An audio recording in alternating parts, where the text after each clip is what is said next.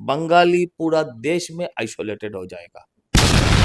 वो अगर सही से सोचती तो बंगला में उसका भाषण में 1,500 किलो का बच्चा पैदा नहीं होता। लेकिन वो जो काम कर रही है उससे ये होने को जा रहा है कि बंगाल पूरा देश में अकेला पड़ जाएगा। कि चोरी किया एक गवर्नमेंट ने, उसके वजह से 26,000 का नौकरी चला गया। बंगाली मुसलमान और रोहिंग्या मुसलमान को भी उसने ऐसे गोला कि आप उसको अलग नहीं कर पा रहे हो। अगर सही से अगर हमारी तरफदारी करता तो आज चीफ मिनिस्टर ममता बनर्जी के नाम से पहले ई और एक्स जुड़ा हुआ होता। हिंदी बोलना छोड़ दिया कितने आदमी शर्म के मारे कि हमारा चीफ मिनिस्टर हिंदी बोलता है, ऐसा हिंदी बोलता है। लेकिन अगला सीएम जो बनेंगे वो बीजेपी से बनेंगे, ये मैं कह सकता हूँ। कल मुख्यमंत्री ममता बनर्जी ने बंगालियों को लेकर एक रैली की थी। उनका कहना था कि जो बीजेपी शासित राज्य है वहां पर बंगालियों पर अत्याचार होते हैं, और इसी सिलसिले पे बातचीत करने के लिए हम बीजेपी नेता और काउंसिलर सजल घोष के पास आए हैं। जानेंगे कि उनकी क्या कुछ राय है इस पर। सबसे पहले तो कल ममता बनर्जी ने जो रैली की है उस पर आप क्या टिप्पणी करना चाहेंगे? क्या टिप्पणी करे, झूठा है उसका। मतलब उसका उसका जो सोच है, उसका जो कहानी है और वो जो बोल रहे हैं दोनों एक नहीं है। अच्छा, तमिलनाडु में क्या हमारा सरकार है? भारतीय जनता पार्टी का सरकार है? नहीं है ना। केरला में क्या हमारा सरकार है? नहीं है ना। पंजाब में क्या हमारा सरकार चल रहा है? नहीं चल रहा है ना। तो वहां पर क्यों हो रहा है? लेकिन वो जो काम कर रही है उससे ये होने को जा रहा है कि बंगाल पूरा देश में अकेला पड़ जाएगा। बंगाली पूरा देश में आइसोलेटेड हो जाएगा।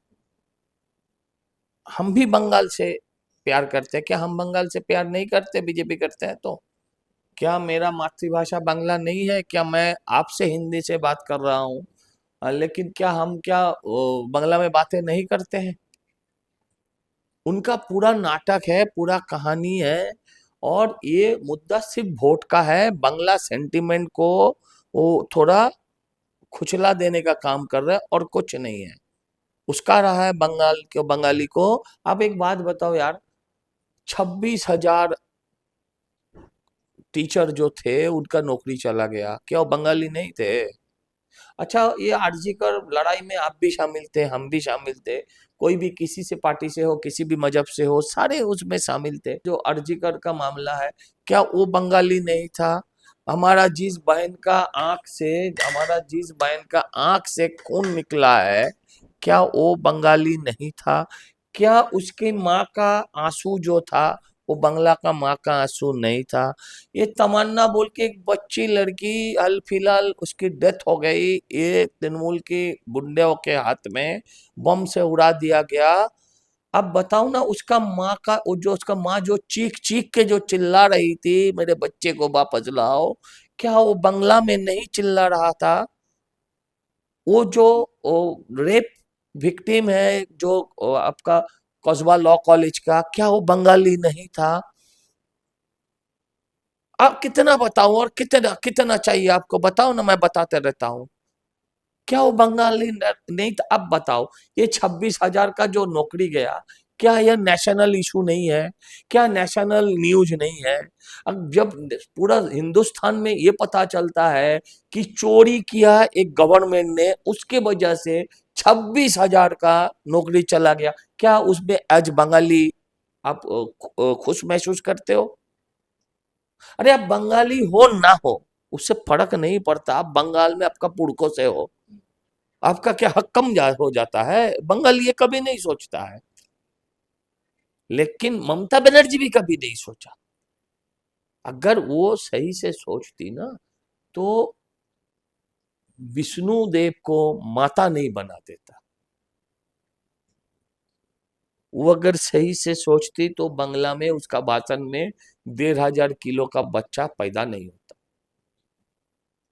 ये पूरा नाटक है, ये सब जानता है आदमी। इसका बहकावे में बार बार नहीं आने वाले हैं। ये क्या वोट बैंक की राजनीति हो?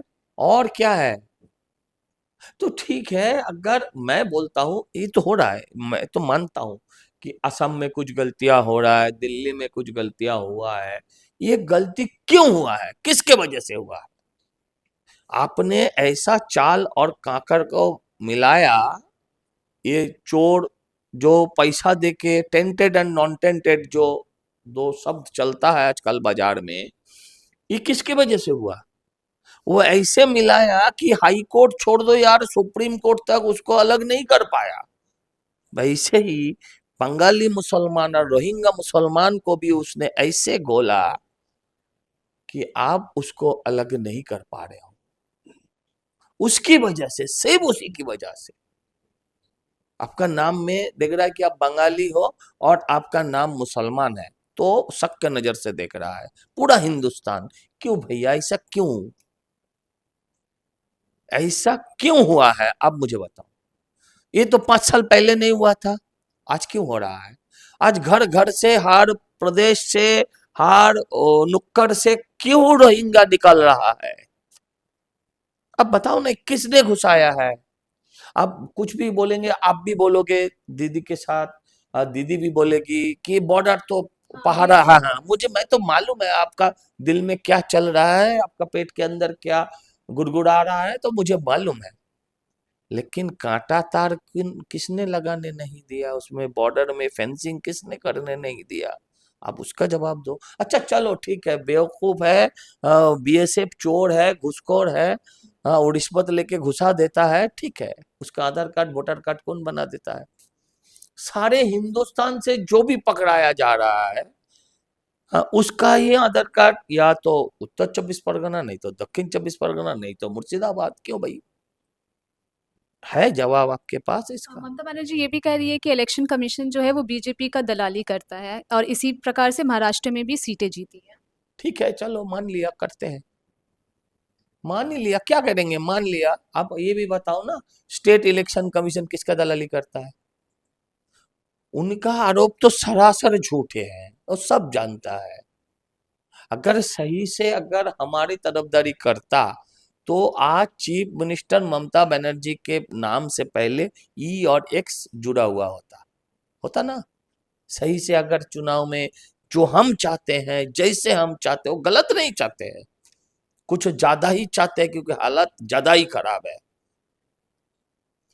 कल जो रैली हुआ उसके बाद ममता बनर्जी ये भी कह रही है कि अगर मुझे कोई डिस्टर्ब करेगा तो पूरे देश भर में मैं बंगाली बोलूंगी। बोलो ना यार, ऐसे हिंदी बोलने से तो आप बंगाली बोलना ही अच्छा है। उनका हिंदी सुन के ना, जो बिहार, यूपी, गुजरात, मराठा, जहीं से भी जो लोग हिंदी बोलते हैं, भूल जाते हैं। हिंदी बोलना छोड़ दिया कितने आदमी, शर्म के मारे कि हमारा चीफ मिनिस्टर हिंदी बोलता है। आधा आवाम उर्दू में बात करेगा, वो पहले, सबसे पहले चल रहा है मिचिल में, ममता के बगल में जो बोला था, आप आधा आवाम क्या करेगा, उनका ये उर्दू में बात करेगा। और ये भी वो कह रहे हैं कि इस बार टीएमसी जो इलेक्शन आने वाला है विधानसभा इलेक्शन उसमें 200 पार। तो बोल सकता है। अच्छा एक बात बताओ, कांग्रेस से पूछो क्या बोलेगा? कि हम नोदिया का उस पार चले जाएंगे, बोलेगा, वो भी बोलेगा 200 पार। आप पूछ लो सीपीएम से, वो भी बोलेगा कि हम जीतने वाले हैं। ये तो बोलना पड़ता है। बीजेपी क्या बोलेगी फिर? बीजेपी कितनी सीट से जीतने वाली? आप इस सीट का हम नहीं बता सकते हैं, हमारा बड़ा लीडर बता सकता है, नहीं भी बता सकता, उनकी मर्जी, लेकिन मैं नहीं बता सकता।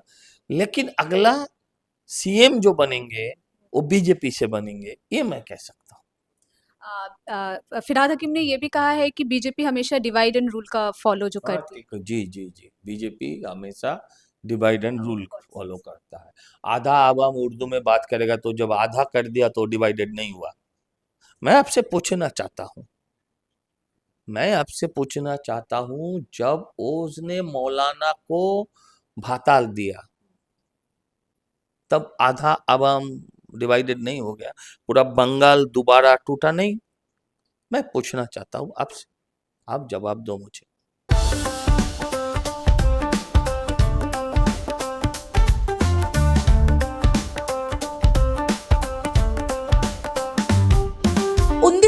1948 से चलती आ रही है एक कहानी, स्वाद की, परंपरा की और भरोसे की। शिराज गोल्डन रेस्टोरेंट, मलिक बाजार, कोलकाता। ये सिर्फ एक रेस्टोरेंट नहीं बल्कि एक एहसास है, जहां बिरयानी में इतिहास की खुशबू है और मटन चाप में रूह बसती है। शिराज की बिरयानी मसालों से नहीं, मोहब्बत से बनती है। 3 पीढ़ियों की विरासत, दादा से पिता और अब बेटे तक। इसकी 5 शाखाएं हैं, VIP बाजार, अजय नगर, सॉल्ट लेक, चिनार पार्क और दिल में बसने वाला मलिक बाजार। अब मलिक बाजार शाखा बर्थडे सेलिब्रेशन के लिए भी उपलब्ध है।